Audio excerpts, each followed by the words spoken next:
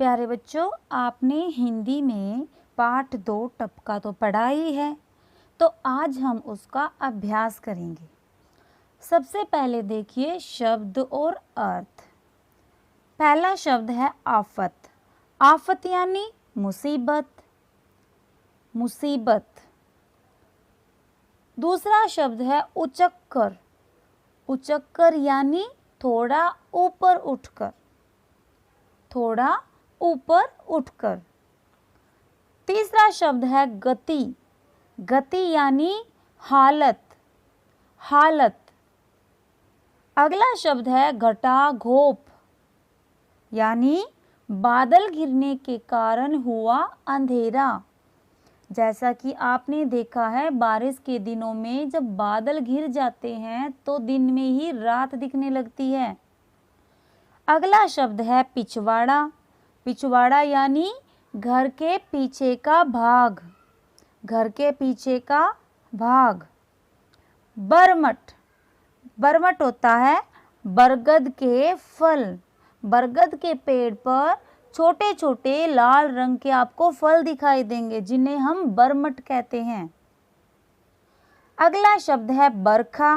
बरखा यानी वर्षा, बारिश। अगला शब्द है भोर। भोर यानी सवेरा, सुबह। अगला शब्द है मरियल। मरियल होता है बहुत कमजोर, बिल्कुल पतला दुबला सा। अगला शब्द है सरपट। सरपट का अर्थ होता है तेज दौड़ना। सरपट यानी तेज दौड़ना, तेज दौड़ना। आगे देखिए प्रश्न उत्तर। अब आपका पहला प्रश्न है कि धनिया को टपके का डर क्यों था। उत्तर देखिए, धनिया धोबी का काम करता था। उसकी झोपड़ी बहुत पुरानी थी, इसलिए झोपड़ी से बारिश का पानी नीचे टपकता था। अब धनिया सोचता कि यदि कपड़ों पर बारिश का पानी टपकेगा तो उसके दाग कपड़ों से नहीं उतरेंगे, इसलिए धनिया को टपके का डर था। अगला प्रश्न है, मामा क्या बात करते हो, टपके से डर गए? मैं तो इसे बड़े चाव से खाया करता हूँ। बंदर ने ये बात हंसकर कही। बंदर ने किस टपके के खाने की बात शेर से कही थी? बंदर ने शेर से जिस टपके की बात कही वह टपका कोई फल था। बंदर के अनुसार किसी पेड़ से टप टप की आवाज करके जो फल नीचे गिरता है वह टपका है, जैसे आम का फल, बेल का फल या नारियल का फल आदि। आगे देखिए, आखिर रहे बंदर के बंदर ही, शरारत किए बगैर नहीं रहोगे। शेर की इस बात से बंदरों की कौन सी विशेषता पता चलती है? अब ऐसा माना जाता है कि बंदर एक जगह नहीं टिकते, वे हमेशा उछल कूद करते रहते हैं। शेर सोचता था कि मेरे कहने पर वह मान जाएगा कि टपका कोई डरावनी वस्तु है, परंतु यह तो जिद कर रहा है कि मुझे टपका दिखाओ। इस प्रकार यहाँ बंदरों की चंचलता एवं उछलने कूदने वाली विशेषता का पता चलता है। आगे देखिए, अजीब बात थी कि शेर कुम्हार से डर रहा था और कुम्हार शेर से। शेर और कुम्हार एक दूसरे से क्यों डर रहे थे? देखो उत्तर, शेर और कुम्हार दोनों एक दूसरे से डर रहे थे। शुरू में दोनों को एक दूसरे की सच्चाई का पता नहीं था। न तो शेर को पता था कि वह कुम्हार है और न कुम्हार को पता था कि वह शेर है। शेर कुम्हार को टपका समझ रहा था और कुम्हार ने शेर को गधा समझ लिया था। जब बिजली चमकी तब कुम्हार को पता चला कि मैं तो शेर पर बैठा हूँ। इससे वह डरकर बरगद की खो में छिप गया। आगे देखिए, कुम्हार ने शेर से अपनी जान कैसे बचाई? कुम्हार ने शेर को गधा समझकर जोर से उसके कान पकड़े। इसके बाद वह उस पर सवार हो गया।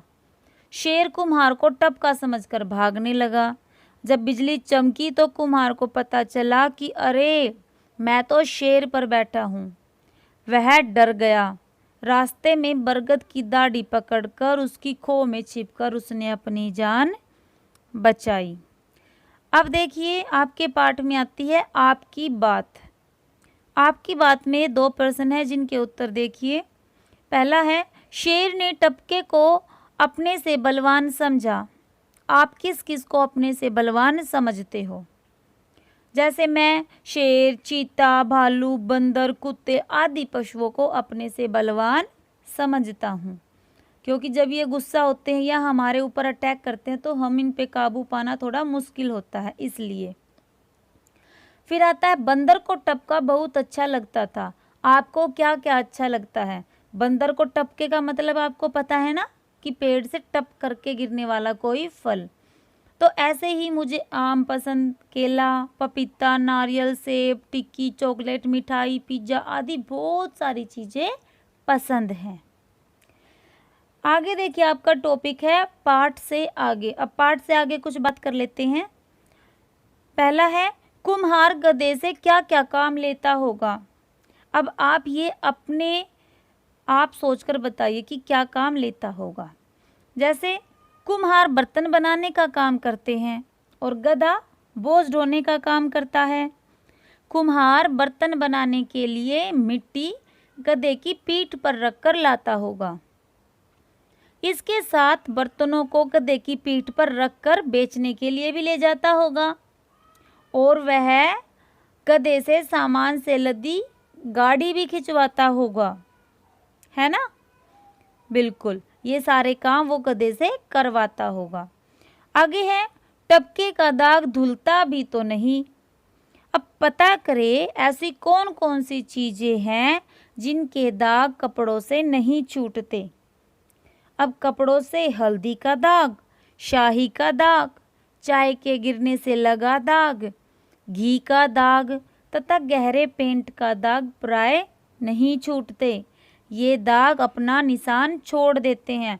और इनके अलावा एक जामुन का दाग भी ऐसा दाग है जो कपड़े से आसानी से नहीं छूटता। अब देखिए, शेर जब बरगद के पेड़ के नीचे से गुजरा तो कुम्हार ने उचककर पेड़ की दाढ़ी पकड़ ली। अगर शेर बरगद के पेड़ के नीचे से न गुजरता तो कुम्हार क्या करता? तो देखो, अगर शेर बरगद के पेड़ के नीचे से न गुजरकर तालाब अथवा नदी के पास से गुजरता तो कुम्हार उसमें कूदकर अपनी जान बचाता। अगला है, पाठ में आया है कि शेर और बंदर भागते भागते दूर निकल गए। अब वे दोनों भागकर कहाँ गए होंगे? अब जैसे धनिया का घर बस्ती से थोड़ी दूरी पर था और उसके घर के पिछवाड़े शेर बैठा था, तो शेर प्राय जंगल में ही रहते हैं, अतः बंदर और शेर दोनों भागकर जंगल में गए होंगे। आप सभी बच्चे इसका अभ्यास करें, इस वीडियो को बार बार सुनें।